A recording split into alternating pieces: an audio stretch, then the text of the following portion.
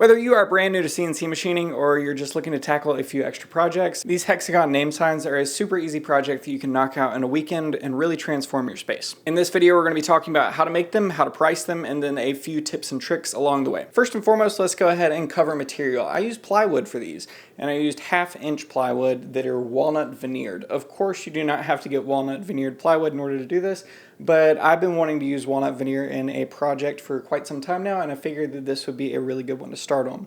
Obviously, you can save a ton of money in materials in just buying regular plywood or even using just regular wood. You can buy white wood from Home Depot, which is a very cheap pine, and you can get these exact same results. The reason that I went with plywood specifically is because I was using this for my space and I really wanted to see how it would look in the end, and honestly, I love how it turned out. In the plywood, I poured in epoxy that has this polyurethane glitter in it, and I've got a lot to say about that glitter, but we'll get into that in a little while.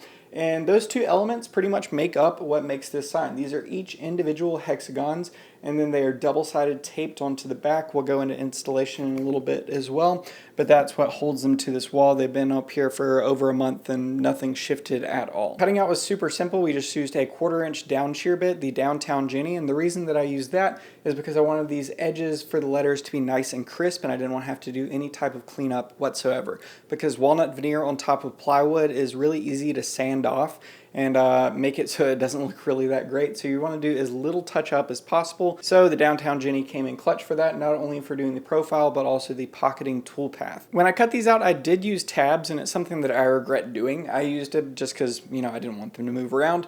But I think in the long run, it would be just a lot easier to do a ton of double-sided tape on the bottom, because when you're cleaning it up, it is possible to go ahead and add on an extra angle to it when you're doing the sanding process, depending on how aggressive you are with the sanding.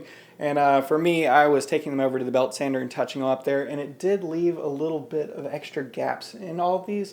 So one way to mitigate that, if you are hitting these with a belt sander and you do want to use tabs, is to go ahead and round over the face of these with like a 1/4 inch round over or something. That's going to give you a lot more leeway when you're assembling this and putting it together on the wall, and you're not going to see as big of gaps when you're assembling it. Obviously, it's not that big of a deal on something smaller like this, but when you have a much larger wall, it starts compounding on itself, and that can really get you in a bind farther out. So adding a round over on the face is really going to help that optical illusion kind of just go away a little bit, and people aren't going to automatically notice a few little gaps. All right, so speaking of sanding, let's go ahead and talk about the finishing portion of things, because that's where you can waste a ton of time like I did. If you've been around the channel for a while, you remember that I have done pretty much these, just much larger, on another project of mine, and I went ahead and I stained them, and then I poured the epoxy in, then I tried to finish them. The whole process was, it took up a lot of my time, and I wish that I would have just gone through, completely finished the entire piece, meaning that if I were adding stain, add the top coat finish, and then pour the epoxy very last. You will have to be a little bit more careful, obviously, when doing the final pours to not get it on anything else, but it's going to make the finished product look so much better. Originally, for that first project, I was just painting the inside of the letters, and I thought that that was going to make for a really good look, but I really didn't like that at the end, so I went ahead and poured in epoxy. And one of the things that I love about epoxy is being able to get like the sunken look, so that it kind of like pillows down into the letter and it gives a little bit extra dimension. I personally don't like the look of completely filling a void with epoxy and then just flushing it off at the top. To me, it kind of looks like a sticker, so I want to give that extra little depth. And that look is something that is really easy to achieve with something like this, especially if you're using like a very thin top coat, like out of a spray can or something. You're not going to fully seal the inside of these layers where you've pocketed out for the letters. So when you pour in your epoxy, it's always going to seep in a little bit, and it's going to pull down that epoxy, which gives the nice pillowed effect that I personally like.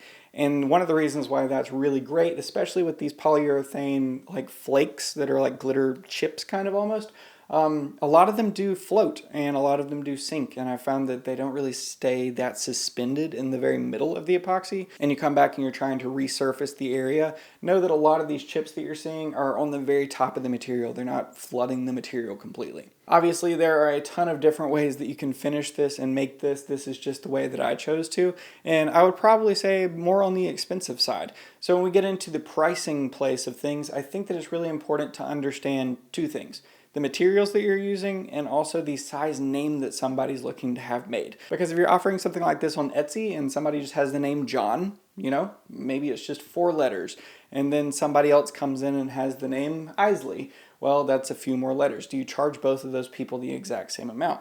Normally, when people are looking for baby name signs, that's what they're used to because they're fitting a name into a predefined space. A lot of times when people are looking at nursery name signs, it is normally just a big circle. Maybe it'll have some leaves or some balloons or stars, something like that in there. But it doesn't really matter the size of the name that you're putting onto it because you're just scaling that down to meet the predefined space that you're putting it in.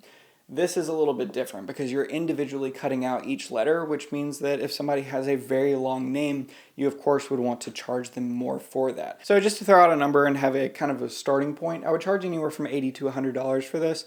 And that's just because the materials that I used for it, obviously you can make that a little bit cheaper if you need to. For me in the past, I have not really enjoyed making baby name signs because obviously the majority of them you're making out of MDF.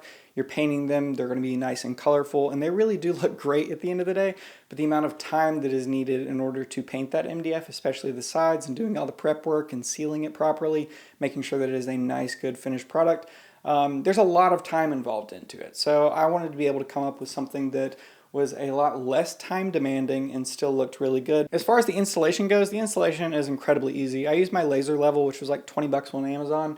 And I went ahead and found out exactly where I wanted this to line up. I put on double-sided tape squares onto the back of every single one of these. Not only is that double-sided tape going to make sure that it stays on the wall long term, but also whenever I do pop this off, it's not going to be tearing the paint off of the wall either. It's really great stuff. While I'm saying that, I do want to touch on, if you're making stuff for any baby room or any nursery, this isn't a playroom specifically, make sure that you really know that this is going to be staying on the wall. So I would just first and foremost tell a customer, if they're getting it for a nursery, that you recommend that they do not hang it above their crib. A lot of people don't think about stuff like that, and that's something that you certainly don't want to get a call about a few months down the road. But when offering this online, I would definitely get to a place where I were niching down and just specifically offering it towards one thing. Like this says Isley's Kitchen. When somebody sees this, they think, oh, that is a kitchen name sign. So going ahead and defining to your customers what you're selling to them is going to be incredibly important. Because if you just go ahead and tell somebody like, hey, I've got an alphabet name sign, you can put whatever name on the wall you want to.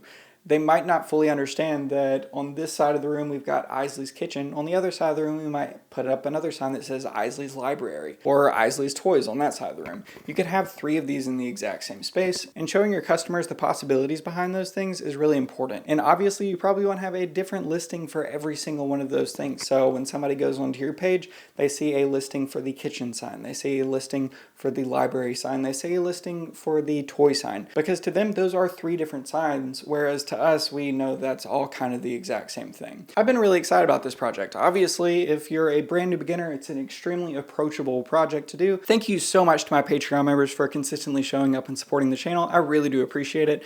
Y'all just been blowing my mind lately of how many people have been signing up for the Patreon, and I really, really do appreciate it. Also, I have opened up a Discord, which is a private Discord where we can go and chat about different things, not only what I'm making, but also what y'all are making. And after Maketember's done, I'm going to be starting implementing some live streams in there as well, so we can all kind of hang out. Also, if you'd like to support the channel further, Patreon is a great way to do that, but also my files are on sale on cncalater.com, and I will CNC y'all later. Thanks. Bye.